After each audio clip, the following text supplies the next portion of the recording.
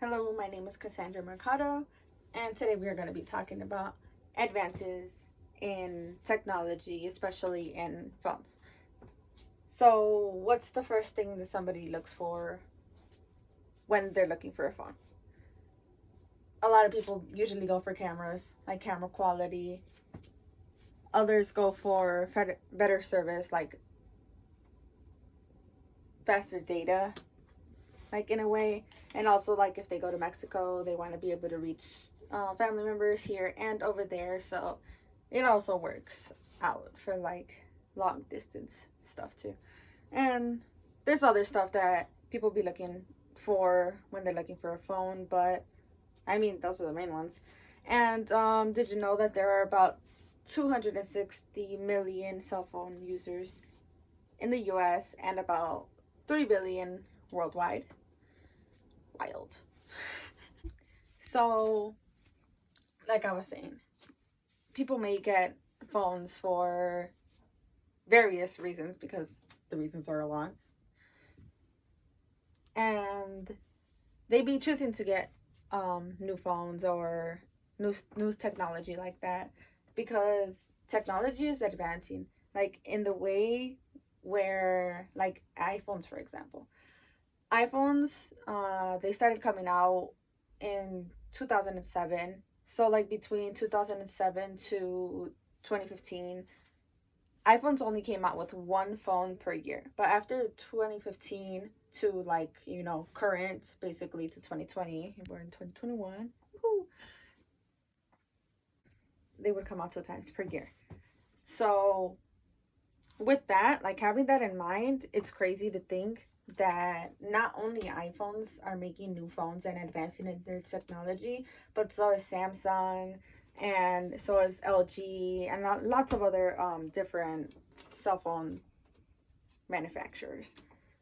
Another thing that we were going to be talking about was cell phone plan updates. Maybe somebody gets a new phone because of the company that is offering the phone. So right now, the current one, the number one rated one, is T-Mobile that recently just bought Sprint. So I was looking it up the other day, actually, and I was looking for Sprint, and it said that they were closed permanently, and I was like, wait a minute, closed permanently? And then I was like, oh wait, yeah, T-Mobile recently did just buy Sprint, which is crazy because before Sprint used to be one of the number one things, like ranked and rated ones, but it's just wild. um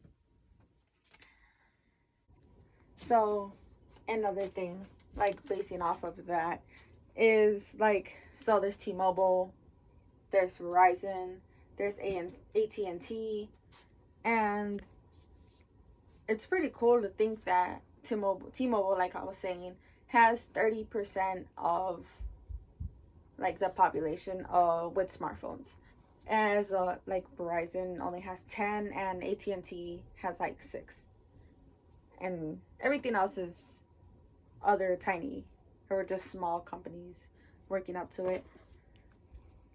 So like I was saying earlier, when I first started, the whole thing with phones and advancing technology, it's making people want to buy more phones, and it's making people feel left out if they don't have one. But it's not only what people think, obviously, because I like phones because it's a better way to communicate with my family and has good cameras.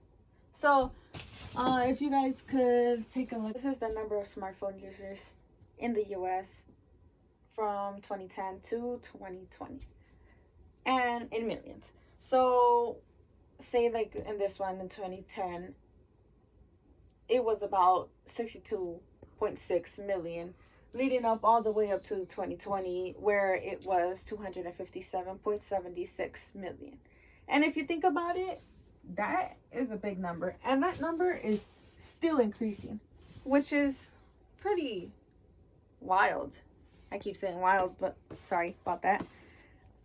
And not only is the numbers increasing, so is like the people using the phones. Because if you think about it, little kids right now, like little youngins, they usually have a phone on them, or that's the way of the parents, to calm their kid down when they're in public so they won't keep, like, making a little fuss over whatever they be fussing about.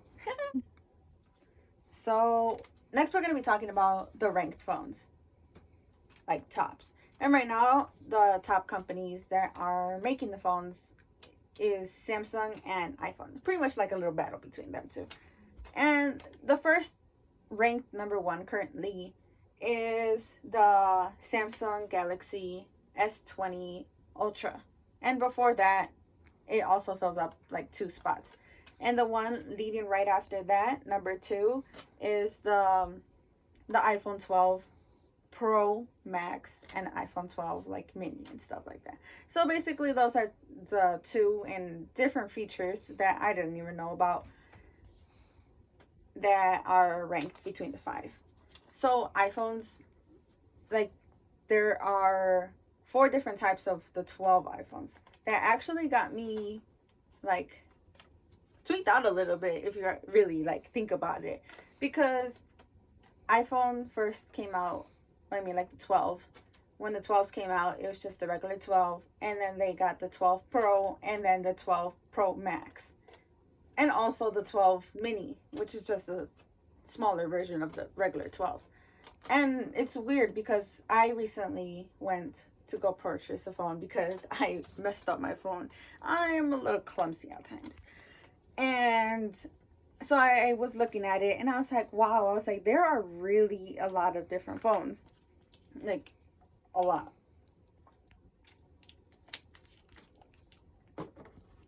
And when I was choosing it, I was like, yeah, I was looking for the camera, but it was like a decision. Did I go for Samsung, like the 11 on the Samsung, or like the newest upgraded one? I totally forgot which one it was because I'm confusing both of the phones right now. Sorry about that. Yeah, so I didn't know which phone I wanted to choose, like, at the end, because like there was a variety of choices, and then I was really in between the Samsung or the iPhone, and then the iPhone 11 or the iPhone 12. And that just, it just made me realize, because I'm like, there are going to be a lot of more advancements in technology in iPhones and Samsung. So what if like later on I go eventually end up going back to a Samsung, which is no problem because they got good cameras too. And like all the new technology and stuff that's going to be like going into all this new stuff. So this new stuff is going to be old and the old stuff is going to be new. Next time you're thinking of buying a phone, look into it closely. Look into the newest updates because technology is moving fast. And